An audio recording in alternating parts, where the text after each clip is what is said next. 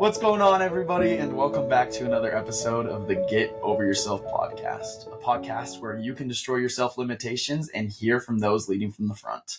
In today's episode, I got Claire Larsen sitting next to me. Claire was one of my former bosses, and she is one of the biggest girl bosses I know in my life. She's such a go-getter, and she is the reason why you guys are all going to be using the new and improved version of Errand. Claire, before we jump full force into the episode, I want to hear a little bit about Errand. So everyone who's listening today, especially for our audience outside of Utah who may not know you or know your company at all, can get to know you very quickly. Yeah, absolutely. So Errand is an on-demand errand running service. It's like DoorDash, but for errands. We've kind of been coined the personal assistant for normal people. So any like returns, pharmacy pickups, any shopping, miscellaneous pickups, drop-offs, taking your stuff to the DI or the Goodwill, Errand can help you out. Yeah. So I got to know Claire, I guess the whole team, Claire, Case and her husband, and then Scott, kind of their software developer. I worked with them for a while, about a year ago now. One of my professors reached out and said this would be a great opportunity to learn from, and I just loved these guys. I fell in love with working with them and just learning from everyone because you guys are just a couple years older than me, and you were people I was looking for, and I was like, okay, what do you look for in a mentor, right? Yeah. It's somebody who's just barely in front of you, maybe 10 years. So you guys were a little bit less in front of me on that aspect. Yeah. You guys were only a couple years older than me, but I was like, these guys are somebody I want to learn from and work with, and it was just a blast. So I'm super excited to have her on with us today. And guys, before we jump full force in the episode, also, Claire just had a kid 5 weeks ago.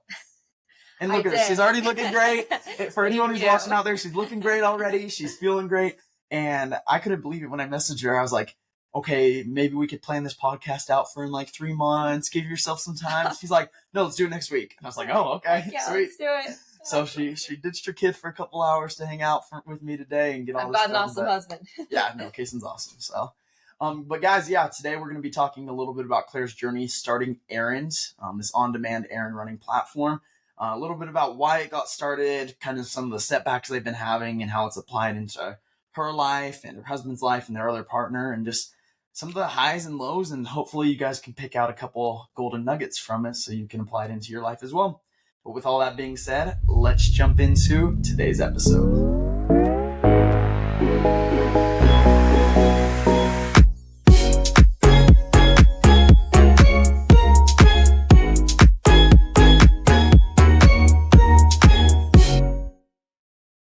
So Claire, first and foremost, we got Errand.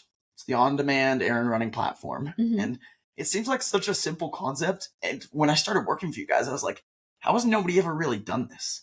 I mean, you got TaskRabbit. You can technically hire out somebody to go do something for you. You got a couple like gig workers you can use, but where did Errand even come from? Like, how did you think of something so simple yet so useful for everyone? Yeah, well, first of all, thank you. Well, honestly, the story's kind of crazy. So my husband, he took the same entrepreneurship class that you did. Yep. Shout out to Corbin Church. I think he's inspired a lot of young entrepreneurs in the area. He took that class. He was planning on going to medical school, and he fell in love with it. And he was asking his mom, and he's the oldest of 5 kids. He said, Mom, like, what are your biggest pains? And she said, driving you kids around. And he had the idea to make an Uber for kids.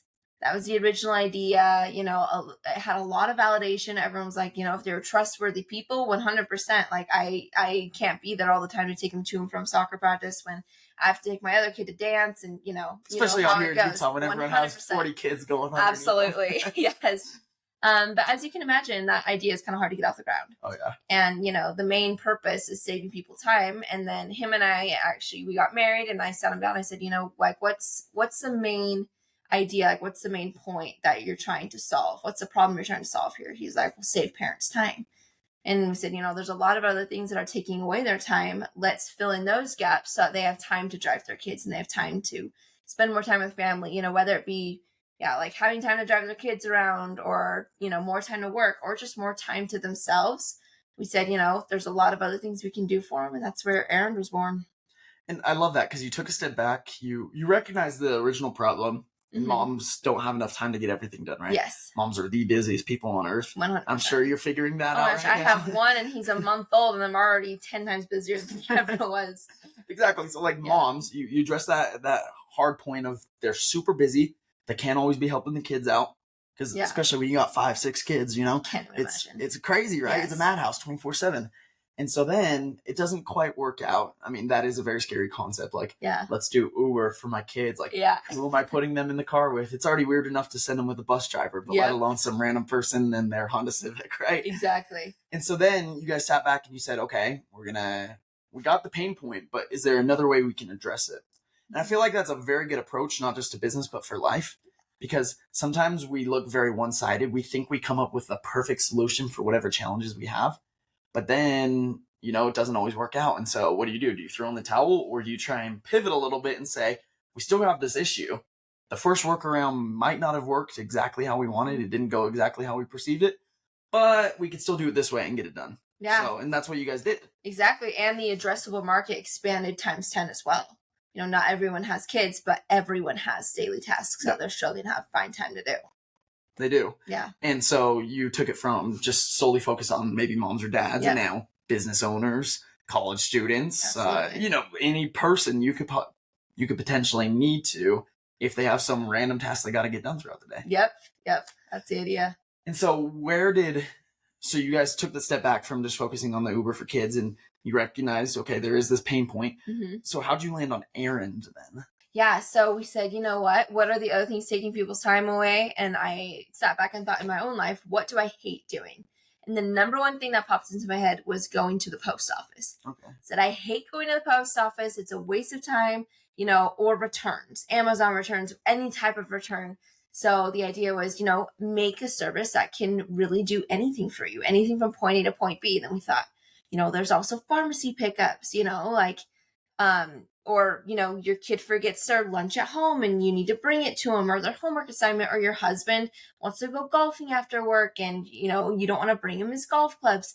Really just so many things from point A to point B that we do every day. And, research shows that people make an average of 5 to 6 outings per day. Wow. Point A to point B, or 2 to 3 hours spent on these outings as well. So is this strictly for just like shopping or returns, or so it's Transact data. I can share it in the description if anyone wants to look at it. But essentially, yes, errands is what they're saying. So shopping, returns, really anything from point A to point B, people are spending between 2 to 3 hours a day on average here in the United States. Wow. Crazy. And I guess when I picture my wife, I kind of agree with you on that. He's always running around doing something. Yep. And I help him when I can, but man, especially for, are girls your biggest customers at this point? Or? So at the start, moms were 100% the biggest customer, but now it's across the board. And in our other markets outside of Utah, it's actually young professionals. Interesting. Mm-hmm. And why do you think that is? So I think it's hard to say, but I think these young professionals, they have a lot they're wanting to do. And, they have a lot they're wanting to start. I think people of our generation are, more keen on getting their own thing started. I think we're seeing a lot of entrepreneurs, especially with where the economy's at, you kind of need a side hustle to be able to make it. Honestly, at this point, you need multiple sources of income. So a lot of people are, doing so much that outsourcing is key in their daily lives. Yeah. So. And it's kind of interesting you bring that up too, because with so many people trying to do their own things at this point, I'm sure it kind of beats a competition inside of Errand's own space where obviously there's going to be people trying to get after your own business and whatnot. And when I first started working for you guys, I wondered, Uber does something very similar, DoorDash, Grubhub, like they're another marketplace where you hire a driver to go pick something up and drop it off at your house or your work, and then you eat, or maybe it's groceries if you're doing Instacart or something like that. So when you guys first started Errand, were you ever concerned like one of these bigger companies would gobble you guys up? Like, it's not that hard because they already had the customers, they had the drivers, like especially Uber, it's like the biggest name in the book. Yeah. Were you ever like, gosh, like what if they like take over our business? Yeah, no, absolutely. And, and they still very well could, like slowly, I think they're trying to go into the space of like a super app. Other countries have super apps very similar to Errand, or at least what we're doing, that can essentially do anything for you. But honestly, for us, that's our exit strategy, totally transparently, like Uber, DoorDash, they have a history of purchasing companies that do things that are very similar to them or the same exact thing that they do, and they purchase the data in their own in the customers of the company to bring them onto theirs. So you guys aren't just saying like we're not afraid of them, we're like trying to be buddies with them. Yeah, trying to be buddies with them. Or maybe not, I don't know, not yet necessarily, but if we have something that they want, that they want to get into in the future, we find that, from their own past purchases and from what they've done, that they just acquire companies that do that to acquire the data. So, and that's super fun because you guys, when you first started Errand, you, Kason, and Scott, yeah, it was just the three of you. It still is technically for just the founders, right? Yeah, and then you have a couple of mentors and advisors and whatnot. Yes, but at our core, just the founders. Just the founders still. You guys just graduated college when you first started Errand, is that right? Yeah, so we actually started it during our senior year. Okay. We started kind of just a small little website where people could go on and book errands, and then just kind of grown from there. And I guess as kind of a fun concept, when you guys were doing it in your senior year, I'm sure you weren't giving it near as much attention as you are now. Mm-hmm. How many hours are you working a week right now, would you say? Probably, I hope it died down a little bit for the past months. No, it did. But... Yeah, I definitely took a couple of weeks to myself. But, as a founder of startup life, you can't take too much time. But probably 70, 80. I mean, it's round the clock. From the beginning of the day to the end of the day, I try to keep it within, 8 to 10 hours. But, if things come up, phone calls, I mean, you're on call 24/7 with this type of business for sure. Definitely. And so you're putting in all this time and effort. But at the beginning, it was just three seniors. Yep. Like, okay, why aren't you guys going to work for a bigger job? Like, I think that's the traditional college route, right? Mm-hmm. You go to college to get the degree to go work for a big name company and try and make money and provide for your family. And then eventually when the life cycle comes around, then you send your kids to college and they do the exact same thing. It's kind of an endless cycle. But you guys kind of disrupted that chain a little bit and said, like, no, we want to go do something for us. Yeah. Like you said, that is a trend I think we're seeing again. Like, obviously, when the U.S. was first created, that was like the big thing. That's why it's the American dream. The American dream, right? But I feel like the American dream died off for a while there. Yeah. And now it's like making a resurgence. So why did you guys want to go do this rather than work for somebody big? You guys are obviously very intelligent. You could have had these high-end jobs, but why? Yeah. So, I mean, for us, I think it was because we had the idea. And, I always wanted to do something. My favorite podcast was How I Built This. Yeah. Like all throughout high school and college, I listened to every single episode, some of which I listened, multiple times. And I thought the idea of, working for myself and really just doing something, starting something from the ground up just always seemed really exciting to me. So, being in college, a lot of people are like, oh, like, how would you do that in college? Like, you need money, you need resources. But, we were able to bootstrap it for a while, and we figured, like, now was the time to do it. We had nothing to lose, We didn't have any kids yet. And not to say that, if you have kids or have things to lose, that you shouldn't do it. But for us, it was a no-brainer. If it doesn't work out, we've got a degree. We've got all this experience now. We've got all these advisors and all these connections. We'll go get that corporate job and then just do that until the next idea rolls around. Yeah.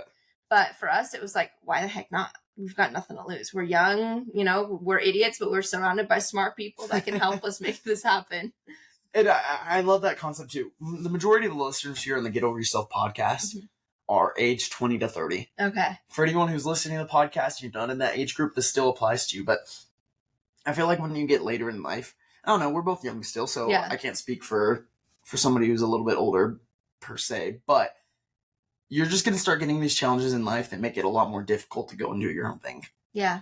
You sit back with your job, your cushy corporate job, you get your 401k, you get your health care, all these benefits, every other Friday off, and you have all these things lining up in your favor, then it makes it very hard to want to leave. Oh, yeah. And so I love your guys' thought process of, let's just get in and do it. If it works, awesome, which it has been working, so congrats to you guys. Yeah, jury's still out, but so far it's been going great for you guys. But then on the other hand, even if it fails, like, so what? We learned a ton. Yeah. More so than you could probably learn in school, plus definitely more so than sitting and just doing your day-to-day in some kind of corporate job. 100%. You guys are learning more, you're experiencing things, you're putting a name out there for yourselves, you're making all these connections. Like, in your mind, in my mind, I should say, it really is a no-brainer. Like, just go for it. If it completely fails, think about how much you learned. Yeah. And create something out of kind of the trials. Exactly. Yeah, that was the exact thought process. But you also, for a little bit there, you did work for some kind of corporation. Who were Yeah. So I worked for a company called Ember. Super, super awesome company local to Utah. I worked the for vacation rentals? Yeah. So it's co-ownership vacation homes. So you can buy like an eighth or a fourth of a home, and you have all the benefits of owning it, but you can stay there an eighth of the year, and you only have to pay an eighth of the price. So it's pretty cool. It's true ownership. You get a deed on the house. Sorry, a little plug in for them. But yeah, I worked for them for about 8 months, I want to say.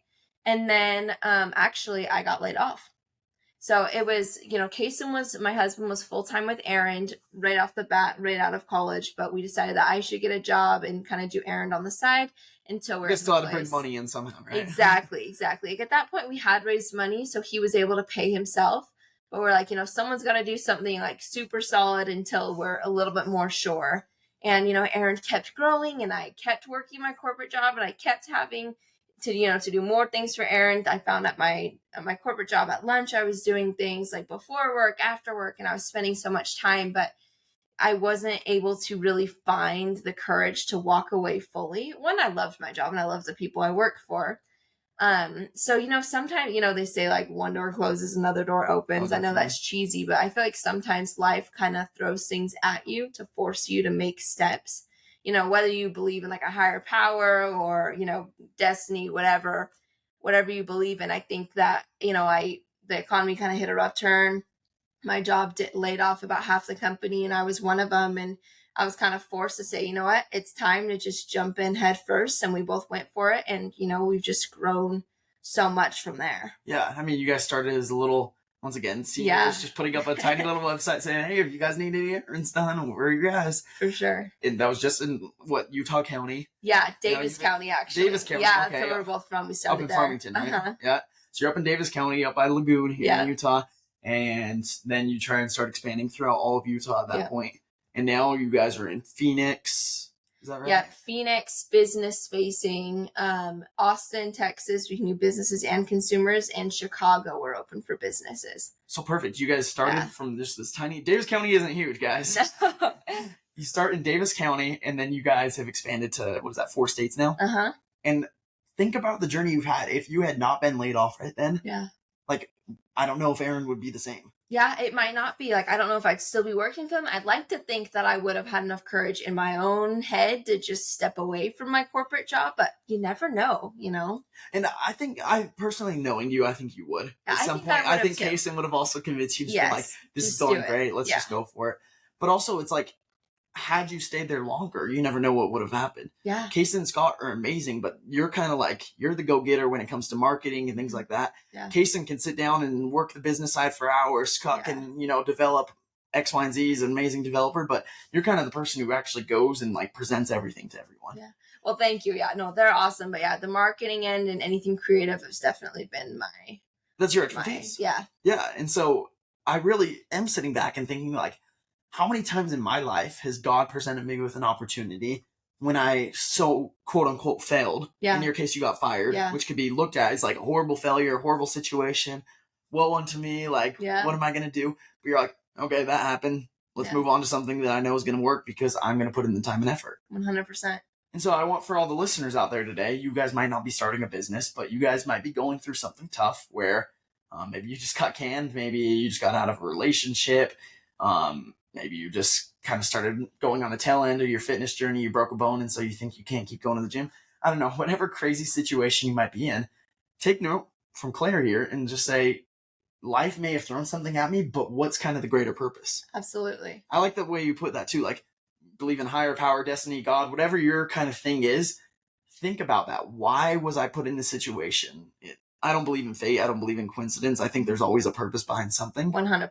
And so in your case, like, good riddance. Ember's a great company still. But hey, I'm going to go do my own thing, and it's been working good for you. Yeah, definitely. And do you think that was scary at first? Like, were you afraid to go kind of full force? You were in that case. I know Kaysen had raised a little bit of money for Errand at that point, but you were, in terms of the breadwinner, you were it. Oh yeah, for sure. I mean, it was scary along the lines of, obviously, like, we were able to pay ourselves, decent amount. Obviously, as a founder, especially at the beginning, if you're able to pay yourself, you're not paying yourself a ton. I definitely, marginal fractions. Exactly. I was able to make more at any other job that I could have gotten at that point. But the scary part was, now I'm taking company money and putting it towards myself. I have to make myself worth it.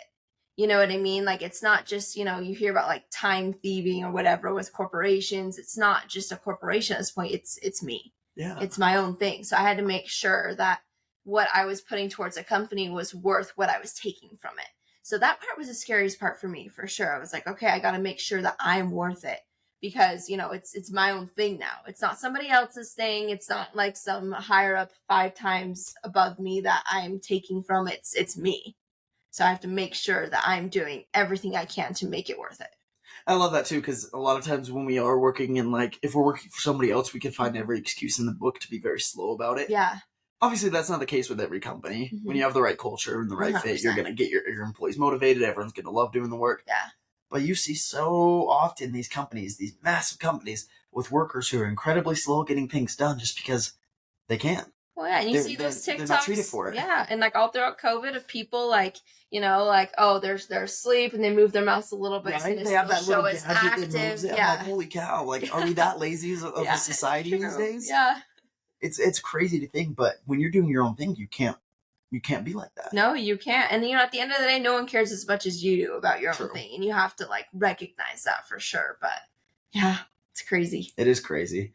And I want to take that a step farther too. Now that you are at the point where you're working 70, 80 hours a week, like, how do you balance all that? I don't know. I've talked about this here on the podcast before. I don't necessarily believe in the whole term of like work-life balance. Yeah. Like, I think some points you're going to put life more importantly, like you were for when you just had your baby. Yes. But then sometimes you're also going to put work more importantly. Like, it kind of ebbs and flows. I don't think 100%. There's a perfect balance, but there could be harmony, right? Yeah. So how do you harmonize your life? Oh, that's a great question. I mean, with us, my husband and we work together. Right. So we have to find a way to separate it. Obviously at this point we're working from home because we've got our baby.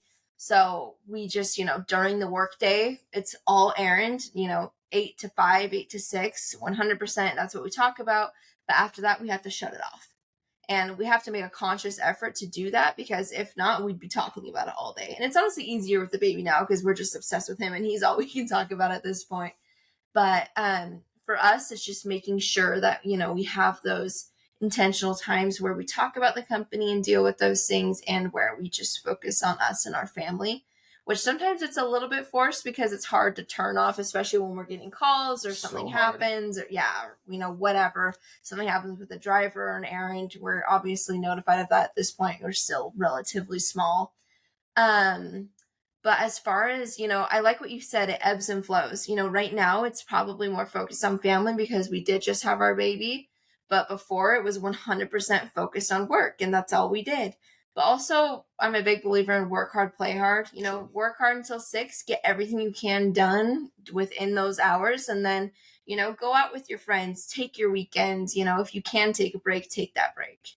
And do you think that's hard sometimes, though? Because there's always going to be more work. It's something I've struggled with. And to be very, very open here on the podcast, like, a lot of times I'll sit down at my computer and I will want to stay there until every single task I can possibly do right then is done. And obviously the next day brings different opportunities, but it's really hard for me to turn off my brain sometimes and think like, okay, I'm leaving work at work and now I'm going to be home with my wife, enjoying a movie, enjoying dinner, going on a walk, whatever it is. Yeah. Like, sometimes my brain will still be rattling.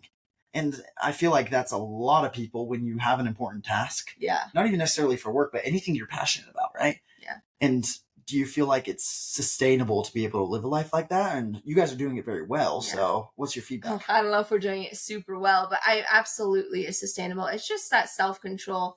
I think a lot of people have to have self-control to, work in general. And some people have to have the self-control to stop working. It's neither is a bad thing. I think, obviously, no one loves to work. We'd rather do things that we want to do. But I think having that, self-awareness, like, hey, obviously I have a million tasks in front of me, because truthfully, especially when you're doing your own thing, it never ends. Like, there's always something else you can be doing. But I think it's just setting that boundary and that limit for yourself, and then just knowing my computer's going to be here tomorrow. And then you're going to be able to keep picking it up, right? Yep, 100%. And do you ever feel like you're going to get so stressed beyond, like, how am I trying to phrase this? Beyond being able to relax. Yeah, beyond being able to relax. Do you ever have those days where you're like, gosh, like I literally, my brain is so fried, I cannot sleep at night? Yeah. Do you ever have those for days? sure. Absolutely. Yes. Like where you can't sleep, especially when things aren't going well. Like even for us a couple months ago, we kind of hit this plateau where we were having a hard time seeing growth. We were trying to raise money and, all these things were happening. I was in my third trimester being pregnant, so I wasn't feeling great. And that's all we could think about. And it was very high tension, very high stress. But honestly, like at the end of the day, we just had to keep pushing. And that's honestly, this is kind of a little bit of a tangent, but that's where I found where we've seen the craziest growth and like the magic, I guess I would say, when we're pushed to our bounds, when we're like in a corner. That's where we've been able to be the most creative, because we're able to pivot a little bit and focus more on businesses. It's when we really felt like, okay, it's now or never. That's when we've been able to see the craziest growth, is when we're really pinned in a corner and have to be more creative. And that's the same principle applies, say if you're trying to work out, right? Oh, with anything. The biggest time you're going to be able to grow your muscles is when your muscles are actually destroyed the most. Yep. You go to the gym to literally break down your muscles so they could come back stronger. Yep. And so you're not going to get anything out of the gym if you go and you do a couple squats and you don't get what everyone calls the pump, right? Yep. If you don't actually get the workout in and you're working those muscles, nothing's going to happen. Mm-hmm. So in the same case, when you guys are in kind of these dire situations, like everything's so hectic and you have no idea what's going on. You can't even tell left from right at some points. Like, but that's also when like you said, that's where the magic happens. Yeah. You got to push yourself to that limit where you feel like you really can't take any more. That's where it's all going to happen. And taking a step back to, once again, your co-founder, I guess the original founder, Kason, your husband, is that ever hard sometimes to kind of sit back and say like, okay, we may totally disagree on things business oriented, but like we still have to come back and love each other at night? Yes. Like, do you guys ever fight during the business day and you're like, this is so stupid? Like, if you guys were just strictly partners, you'd be like, why are you living this way? Why are you doing it like this? This is not going to work. But then also you get home that night and you're like, hey, I love you. Like, what's going on? It's crazy. Yeah. I mean, honestly, in our case, luckily, we've been able to agree on most of like the bigger things. Good. And like we're able to respect each other in our respective like roles in the company. Him as the leader, and especially with the business side of things, I let him take that.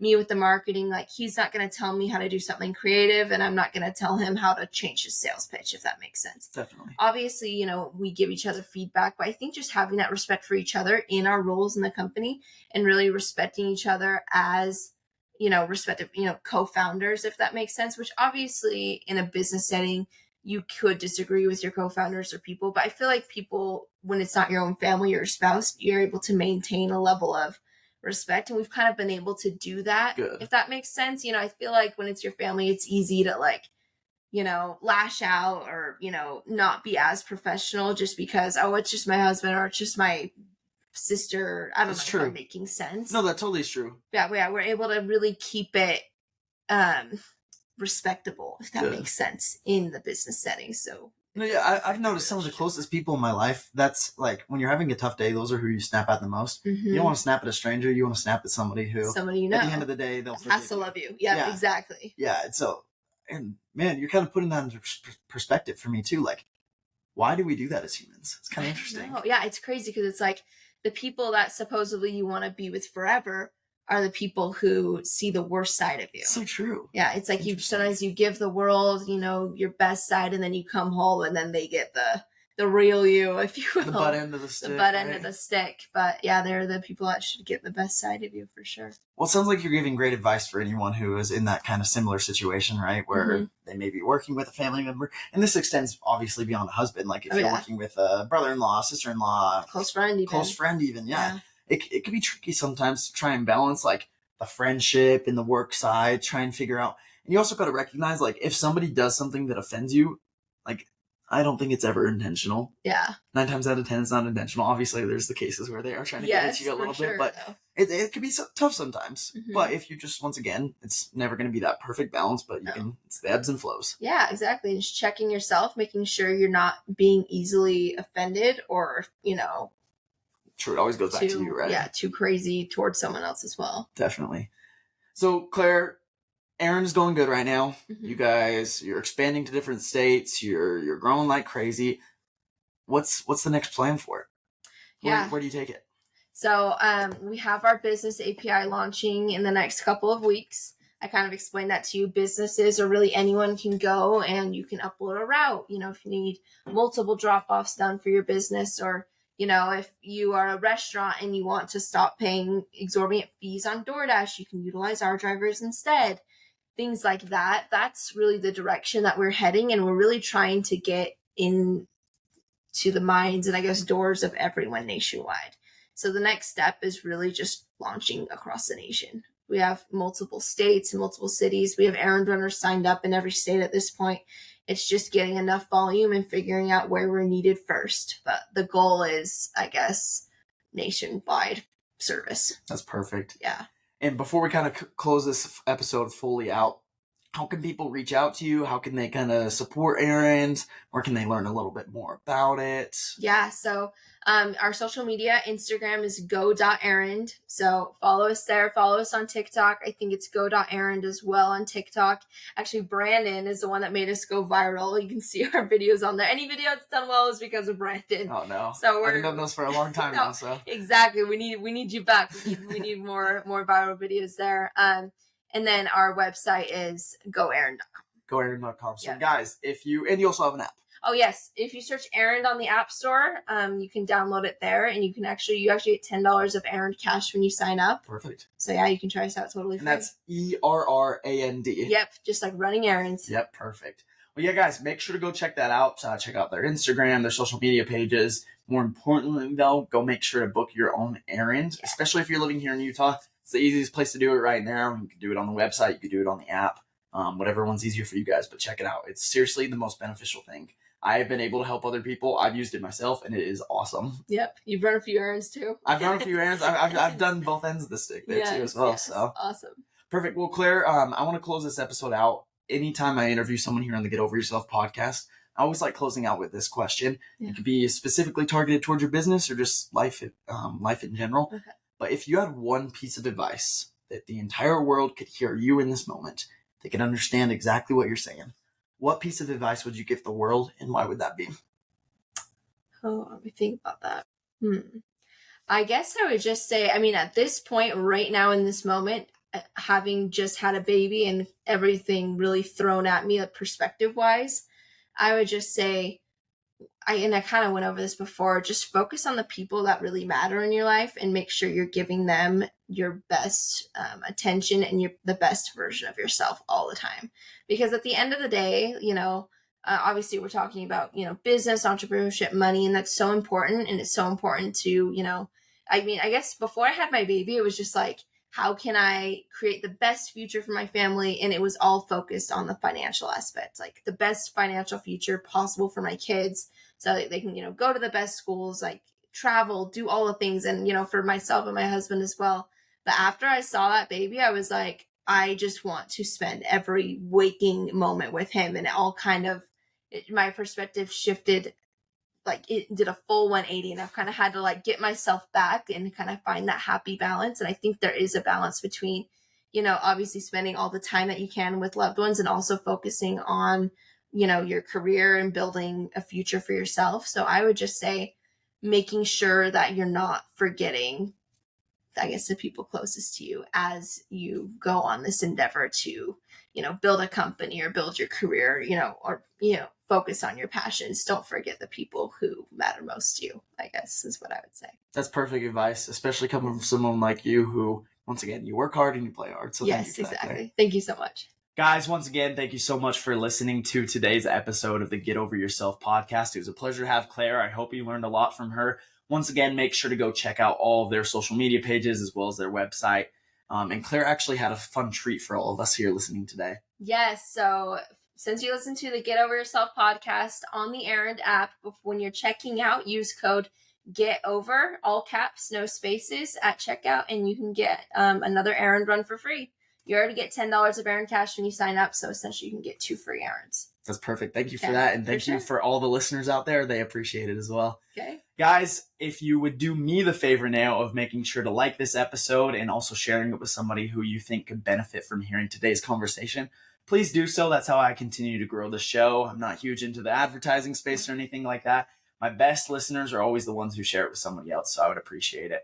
And guys, at the end of the day, just remember, it'll all be okay. Just take a step back and continue learning from those around you.